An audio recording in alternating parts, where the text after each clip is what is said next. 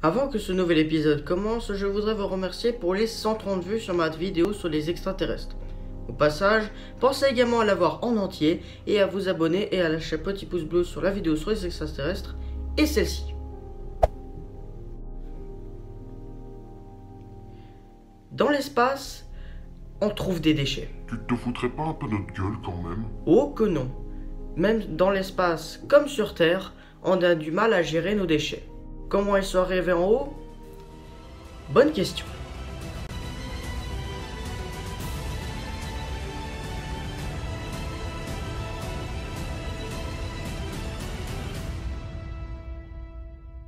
Pour comprendre comment de tels objets ont pu se retrouver dans l'espace, il faut revenir au début de la guerre froide. Au début de la guerre froide, les États-Unis et l'URSS, qui à l'époque étaient les deux superpuissances dans le monde et dans l'Europe, ont commencé à coloniser l'orbite basse terrestre en envoyant des satellites. Mais cependant, un des étages de la fusée qui a accompagné le satellite ou l'objet en orbite s'est malheureusement mis en orbite par erreur, ce qui arrive parfois que dans l'espace on trouve également des étages et des morceaux de fusée. Mais heureusement, ces étages et ces morceaux de fusée ne représentent qu'un quart de tous les débris dans l'espace. Donc on est un peu sauvé. Mais la plus grande majorité sont en effet des débris de moins d'1 cm. Sinon, le reste, c'est des anciens satellites, des morceaux des outils par des astronautes, etc. Mais le problème, c'est que les débris de moins d'1 cm sont incapables d'être détectés sur Terre. Et du coup, ça arrive parfois qu'il y a des impacts. En 2005, un astronaute a pris cette photo à bord de la Station Spatiale Internationale. Cet impact, de quelques millimètres, a été causé par un éclat de peinture qui volait dans l'espace. Heureusement, l'ISS est sécurisée et protégée par plusieurs couches de blindage. Même si la station est sécurisée et blindée, le risque est quand même mortel pour les astronautes. Donc l'ISS doit faire régulièrement des corrections de trajectoire, et ça coûte cher en ergol, et ça prend énormément du temps à faire. Cependant, les agences spatiales ont conscience du problème et ils ont comme objectif de capturer les gros débris et les précipiter vers la Terre. L'objectif, capturer les gros débris et les faire cramer dans l'atmosphère, ainsi de réduire leur vie en orbite autour de la Terre. Heureusement ou malheureusement, selon mon point de vue, même si on est dans l'espace, il y a encore un peu d'atmosphère. Comme une main tendue à l'extérieur d'une voiture, l'air s'appuie sur l'ISS, ce qui fait en effet perdre de la vitesse et de l'altitude, jusqu'à ce qu'un jour, elles finissent par rentrer dans l'atmosphère. Et les stations spatiales, elles ne font pas exception à la règle, et comme par exemple l'ISS, elle aussi, elle est touchée par cette traînée atmosphérique, ce qui a fait perdre 1 ou 2 km par mois. Quant aux débris spatiaux, eux, ils ne perdent en effet également la même quantité d'altitude, 1 ou 2 km par mois, ce qui à chaque année, on perd 3 ou 4 satellites.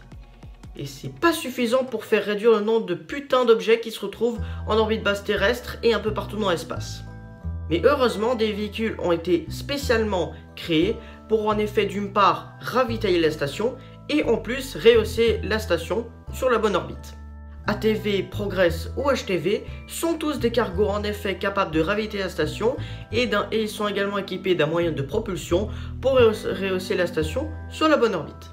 Cependant, on envoie également d'autres satellites et d'autres fins de débris dans l'espace, ce qui fait que les débris s'accumulent et si on continue comme ça, on n'arrivera plus à se développer dans l'espace, car le problème c'est que nos stations spatiales, elles sont construites en orbite basse et les débris spatiaux, eux, ils évoluent également dans cette zone-là. Donc il faut trouver un moyen de les réduire et essayer très rapidement de les neutraliser. Mais heureusement, à l'EPFL dans le canton de Vaud, une certaine personne nommée Luc Piguet a décidé de créer une agence nommée ClearSpace. Et cette agence, elle est bien spéciale et bien spécifique dans tout ce que je vais vous expliquer.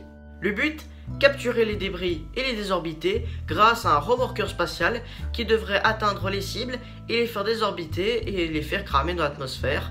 Et non pas de les faire retomber dans l'atmosphère, car sinon les déchets s'accumuleraient dans l'océan ou sur Terre. Et éviterait aussi également de nous tomber sur la gueule. La jeune start-up devra en effet s'installer, comme je vous l'ai dit, dans le canton de Vaud, en Suisse, et elle se situera à Renan, tout près de Lausanne, avec comme directeur Luc Piguet, dont je vous ai parlé un instant. Avec comme première cible un étage inférieur de la fusée Vega des Italiens. Là vous allez me dire, oui alors pourquoi ils font enlever 10 par an, c'est vrai quoi, je veux dire pourquoi ça a si d'importance? Eh bien en fait je vais juste vous montrer quelque chose. Je vais vous montrer maintenant un extrait de Gravity, un film qui est sorti en 2013, qui a en effet de belles animations en termes de spatial, qui reproduit assez bien ce que c'est l'espace, et ça montre aussi également la dangerosité des débris spatiaux. Half of North America just lost their Facebook. Explorer, repeat. Expect a communication blackout at any moment. Copy that, Houston. Explorer, this is Kowalski confirming visual contact with debris. Debris is from a BSE sat. Repeat, I am... Dr. Stone requesting faster transport. We have to go, go. Unity reports meteorological conditions. Don't go. Houston, Explorer, copy. Explorer, Dr. Stone requesting faster transport to Bay Area. Explorer, do you copy? Explorer, permission to retrieve Dr. Stone. Your go, Kowalski. Houston, this is Explorer, copy. All right. We've lost Houston. Oh, We've lost Houston. unstrap. Look, we need to get the hell out of here. Need some help there, man? No, don't wait for us. Doc! Man down! Houston, this is Man Explorer, down! copy. Houston, this is Explorer, copy. Kowalski, protect. Explorer's been hit. Explorer's been hit. Explorer.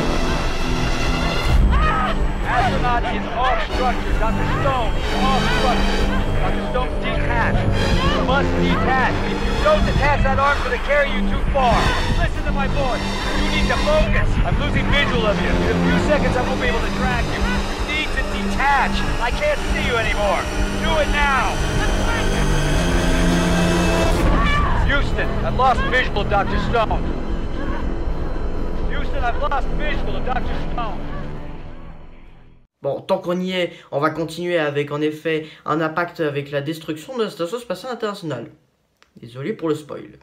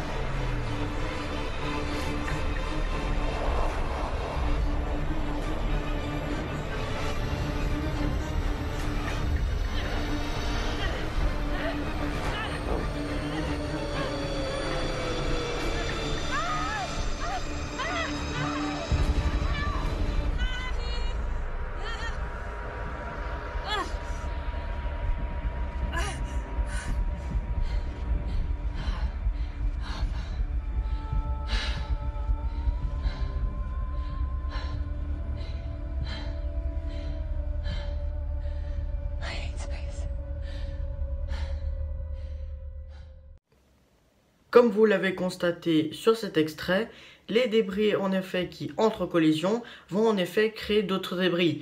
C'est comme ça en effet qu'aujourd'hui on se retrouve avec plusieurs problèmes de gestion de ces déchets. Si on résume, les débris entrent en collision, ça crée d'autres débris encore plus petits, donc ça augmente les chances de risque de collision avec d'autres débris qui feront encore plus de débris encore, qui feront plus de débris, qui augmenteront encore plus le risque de collision, qui font plus de débris, qui augmenteront encore plus les chances de collision, qui font plus de débris, etc., etc., etc., jusqu'à ce qu'on finisse en gros avec le film Gravity, quoi.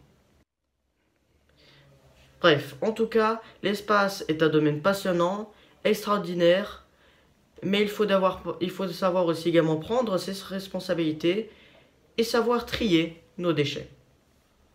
Soyez guidés par les étoiles et cherchez la vérité.